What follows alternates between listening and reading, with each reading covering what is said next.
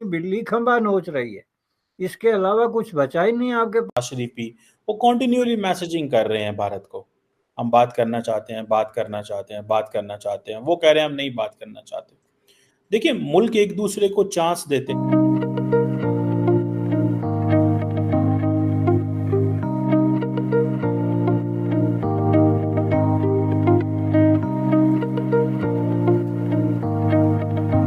तो he has proven himself to be a very successful politician और at the same time उन्होंने अपने आप को एक charismatic personality के तौर पर लेके आए हैं। आखिर पाकिस्तान के जो पॉलिटिशियंस हैं, पाकिस्तान की जो एस्टैब्लिशमेंट है, पाकिस्तान के जो पॉलिसी मेकर्स हैं, वो इस बात से खौफजदा क्यों हैं कि कहीं एक बार फिर नरेंद्र मोदी जी की गवर्नमेंट ना आ जाए।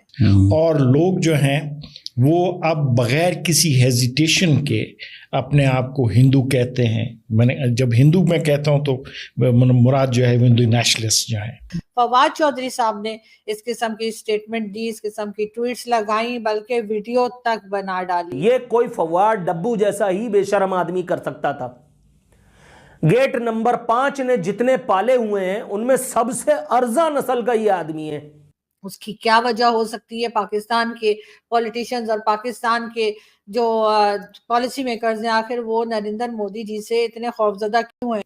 वो नहीं होती एक पॉलिटिकल हिपोक्रेसी, वो नहीं की कि अपने आप को डिसएसोसिएट किया हो या किसी जगह पे कोई हिचकिचाहट का मुजाहरा किया हो कि वो हिंदू नेशनलिस्ट नहीं है। यकीनन उन्होंने देखा है कि जब मोदी जी जो बात कर देते हैं। दोस्तों, आपने देखा ये छोटा सा वीडियो, आगे आप पूरा वीडियो देखेंगे। 2024 का इलेक्शन का जो प्रचार है वो ख़त्म हो चुका है और कल आखिरी चरण की वोटिंग होनी है। साथ ही साथ पाकिस्तान इस चुनाव में उतना इन्वॉल्व नहीं हो रहा था जैसा कि मैंने देखा था लास्ट 19 के इलेक्शन में पाकिस्तान का नाम लिया जा रहा था।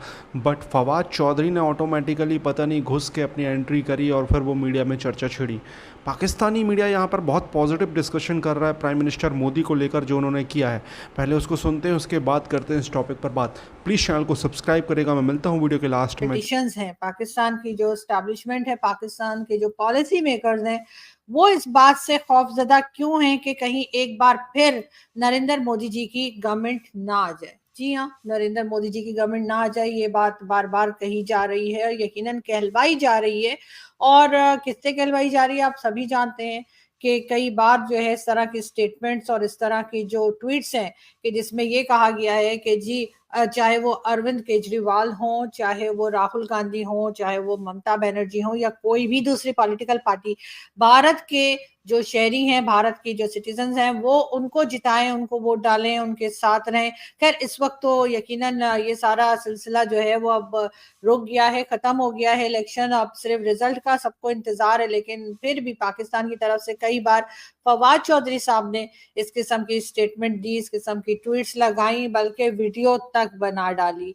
और उनका यही कहना था कि मोदी जी जो हैं वो दोबारा से प्राइम मिनिस्टर बन के ना आ सकें, उनकी पार्टी को हरा देना चाहिए और दूसरी कोई भी पॉलिटिकल पार्टी जो है उसके लोगों को आगे लाना चाहिए और उनके लीडर्स को लाना चाहिए। बहरहाल ये बार बार पाकिस्तान की तरफ से एक नैरेटिव दिया गया, उसकी क्या वजह हो सकती है? पाकिस्तान के पॉलिटिशियंस और पाकिस्तान के जो पॉलिसी मेकर्स हैं, आखिर वो नरेंद्र मोदी जी से इतने खौफजदा क्यों है? यकीनन उन्होंने देखा है कि जब मोदी जी जो बात कर देते हैं तो उसको, या कोई स्टेटमेंट दे देते हैं तो उसको पूरा भी कर देते हैं, चाहे वो खुद कहें चाहे उनके साथी कहें, यानी जो उनके साथ के पॉलिटिशियंस हैं, चाहे वो ये बात कहें तो उन्होंने जो कहा वो कर दिखाया। चाहे वो राम मंदिर हो, हमने देखा कि राम मंदिर के लिए अनाउंस किया गया कि जी यहाँ पर बाबरी मस्जिद जो है उसको डिमोलिश करके राम मंदिर बनाया जाएगा, और फिर मोदी जी ने वो कर दिखाया।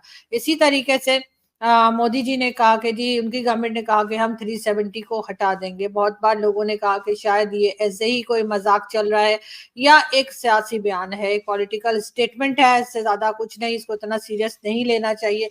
लेकिन हमने फिर देखा कि मोदी जी की पार्टी ने, वाकई में हमने देखा कि मोदी जी ने जो है वो 370 ना सिर्फ ये कि हटा दी, बल्कि उसके बाद कश्मीर में जिस तरह से डेवलपमेंट का काम हुआ, जिस तरह से टूरिस्ट गए, जिस तरह से सिक्योरिटी को रखा गया, वो जो बार बार हम देखते थे पत्थरबाजी चल रही है या कोई ना कोई जो है वो दूसरी साइड पाकिस्तान साइड से या किसी और साइड से जो है वो कश्मीर में दाखिल हो रहे हैं, वो सिलसिला भी काफी हद तक कम हो गया। वहां के लोग जो हैं वो सुख चैन से रहने लगे और कई चीजों में जो है मोदी जी यहाँ पर भी सही साबित हुए। फिर वो लेकर आए जी सीए का कानून। उन्होंने कहा कि जी जो पाकिस्तान, बांग्लादेश और उसके साथ साथ उन्होंने कहा अफगानिस्तान और कई दूसरी कंट्रीज में जो माइनॉरिटीज के लोग हैं, अगर वो परेशान हैं तो वो पाकिस्तान से हो या किसी भी दूसरी कंट्री से वो भारत आ सकते हैं और उनको सिटीजनशिप दी जाएगी। उसके ऊपर भी एक हंगामा राजी, बड़ा शोर मचा और कई तरह के हमने देखे, प्रोटेस्ट भी चलते देखे, लेकिन बहरहाल मोदी जी ने जो है वो कानून अपना लाके ही रहे और उसके बाद उसको इम्प्लीमेंट भी कर दिया। बल्कि इलेक्शन के दौरान ही तकरीबन 14 या उससे भी ज्यादा लोगों को जो है सिटीजनशिप दे भी दी गई। अब यकीनन ये चीजें देखते हुए जब अब ये कहा गया है कि जिस 6 मंथ्स के अंदर जो है, यानी अपनी जब उनकी गवर्नमेंट बन के आ जाएगी मोदी जी की, तो उसमें जो 6 मंथ्स होंगे उसके बाद जो है वो पीओके या आजाद कश्मीर जिसे हम लोग कहते हैं उसको ले लिया जाएगा। भारत उसको अपनी तरफ कर लेगा और भारत उस हिस्से के ऊपर कब्जा कर लेगा या उसको अपने साथ मिला लेगा, या पीओके और आजाद कश्मीर जो है वो भारत का हिस्सा हो जाएगा। ये बात जो है वो मोदी जी के जो इलेक्शंस चल रहे थे भारत के, उसमें मोदी जी के जो लोग थे या जो उनके अलग अलग उनके पॉलिटिशियंस, जिसमें योगी जी जो हैं उन्होंने भी ये बात की, डॉक्टर जयशंकर ने भी कहा और भी कई लोगों की तरफ से हमने इस किस्म की बातें सुनी, उनके मीडिया में ये बातें बहुत की गई। मसलन अगर आप अपने आप को थोड़ी देर के लिए पीछे ले जाएं और 90s में सोचें कि कोई शख्स आएगा और इतनी स्मूथली, ये जिसको हम हार्ड हिंदुत्व के तौर पे कहते हैं, ये इतना स्मूथली इसको कर जाएगा है, तो बड़ा अनइमेजिनेबल है। तो he has proven himself to be a very successful politician और एट द सेम टाइम उन्होंने अपने आप को एक करिज्मेटिक पर्सनैलिटी के तौर पर लेके आए हैं। बहुत सारा इवन हिंदू नेशनलिस्ट जो हैं, आइडियोलॉजिकल हिंदू नेशनलिस्ट जो हैं, वो भी इमेजिन नहीं कर सकते लेवल ऑफ पावर जो है पिछले 10 साल में उन्होंने एंजॉय की है। और इसीलिए उन्होंने बहुत सारे जो कन्वेंशंस थे उनके ऊपर कंप्रोमाइज़ किया है। मसलन पर्सनैलिटी को कभी ग्लोरीफाई नहीं करते। आप अगर देखें कि जो एजेंडा है और जो उसकी पेस है वो मोदी साहब ने कंट्रोल की, और यानी कि ये इम्प्रेशन आप नहीं ले सकते कि ये जो वीएचपी है और आरएसएस है ये किस, या बीजेपी का जो आइडियोलॉजिकल विंग है, जो सारे प्रचारक हैं, वो मोदी साहब को कंट्रोल कर। तो दोस्तों ये वीडियो यहाँ पर होता है ख़त्म। आपने देखा किस तरीके से इस वीडियो में बात हो रही थी पाकिस्तान ऑक्यूपाइड कश्मीर में जो बहुत सारे अभी धरना प्रदर्शन हुए थे, वहाँ पर वहीं के एक जो व्यक्ति जो सरकार में है, ऑब्वियसली पाकिस्तान गवर्नमेंट का सपोर्टर है, उसने बोला है कि ये जितने प्रदर्शनकारी निकले थे ये रॉक एजेंट थे। इतने सारे अगर रॉक एजेंट्स हैं ना पाकिस्तान ऑक्यूपाइड कश्मीर में, तो हमारे लिए एक बहुत पॉजिटिव न्यूज़ है, बहुत ही ज़्यादा पॉजिटिव न्यूज़ है।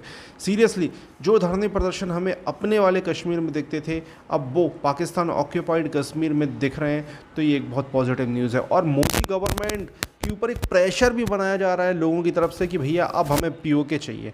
बड़े बड़े कार्य किए मोदी गवर्नमेंट ने, धारा 370, राम मंदिर जैसे जटिल विषय जो बिल्कुल ख़त्म हो चुके हैं। अब अगर 370 और ये सब करने के बाद अगर पाकिस्तान ऑक्यूपाइड कश्मीर हमें मिल जाए, तो इससे बड़ी उपलब्धि मोदी गवर्नमेंट की कुछ नहीं होगी, बहुत बड़ी उपलब्धि होगी। आप माने ना माने, हमें एक तो सेंट्रल एशिया तक जाने का रास्ता मिलेगा, ठीक है। और पाकिस्तान ऑक्यूपाइड कश्मीर मिलने के बाद हमारा इंडिया का नक्शा जो हम बचपन से देखते आए हैं कि ऊपर का हिस्सा जो हमारा है वो ऑब्वियसली पाकिस्तान के कब्जे में, बट हम स्कूल टाइम से हम समझते हैं कि वो हमारा है, ऐसा नहीं है। तो वो चीज़ें पूरी होंगी। पाकिस्तान की ओर से, पाकिस्तान की तरफ से जो न्यूज़ आती है कि पाकिस्तान में ये हो रहा है वो हो रहा है, तो पाकिस्तान अगर कमज़ोर पड़ता है तो ऑब्वियसली भारत के लिए एक बहुत बड़ा एडवांटेज है। पाकिस्तान जितना कमज़ोर होगा, पाकिस्तान की फ़ौज कमज़ोर होगी, तो हमारे लिए ये फ़ायदा होगा कि फिर हम पाकिस्तान पर उतना जो इन्वेस्ट करते हैं, मतलब आर्मी पे और बहुत सारी चीज़ों पे, वो इन्वेस्टमेंट कम होगा और फिर पाकिस्तान कमज़ोर होगा। पाकिस्तान तो फिर डेफिनेटली टेररिज्म पे शायद वो पैसा ना फंसाएं, तो ये टेररिस्ट अटैक होने बंद हो जाएंगे, ये टेररिस्ट की प्रॉब्लम ख़त्म होगी। अब ऐसा तो मुझे लगता है कि होगा, अब ये कब होगा आप बताएं कमेंट में। आपको ये वीडियो कैसा लगा, प्लीज़ चैनल को सब्सक्राइब करें।